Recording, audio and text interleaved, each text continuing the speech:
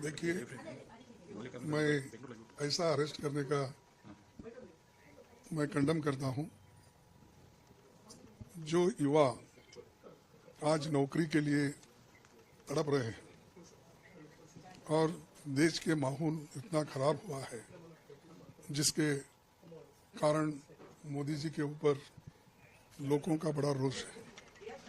और मैं इसीलिए मैं ये चाहता था कि मोदी जी देश के लिए कुछ अच्छा काम करने वाले हैं, लेकिन मोदी जी ने तो देश का सत्यानाश कर दिया। और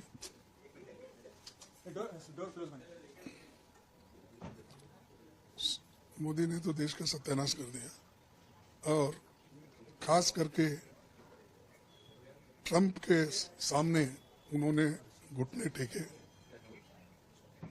नाक रगड़ के उनके सारे कंडीशन को उन्होंने मान लिया, जिससे पूरा देश शर्मिंदा हो गया। जो चीजें हमारे किसानों के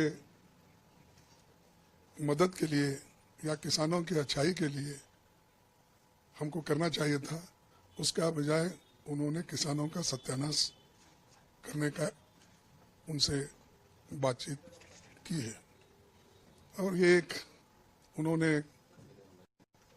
ये भी काम कर दिया कि जो देश में पहले से ही लोग ये समझते थे कि भाई मोदी जी देश की अच्छाई के लिए ट्रंप से बात कर रहे हैं, लेकिन ट्रंप हमारे को गुलाम बना रहा है और ये गुलामी में ढकेलने का काम और हमको बाउंडेड लेबर बनाने का काम मोदी जी कर रहे हैं। तो इसीलिए मैं इसको कंडेम करता हूं। और नौजवान लोग एक प्रोटेस्ट किए हैं, तो हमेशा प्रोटेस्ट करने के बाद कहीं दूर ले जाके छोड़ देते हैं, कहीं वहीं छोड़ देते हैं, कहीं बॉन्ड लेके छोड़ देते हैं।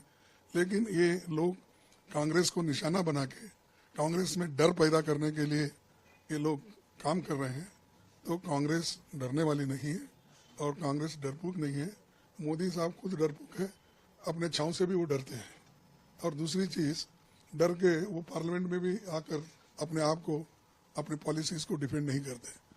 तो उसीलिए हमको डराने की कोशिश कर रहे हैं, हमारे युवाओं को डराने की कोशिश कर रहे हैं, यूथ लीडर्स को डराने की कोशिश कर रहे हैं। ये नहीं चलेगा, इसका मैं फिर से कंडेम करता हूँ।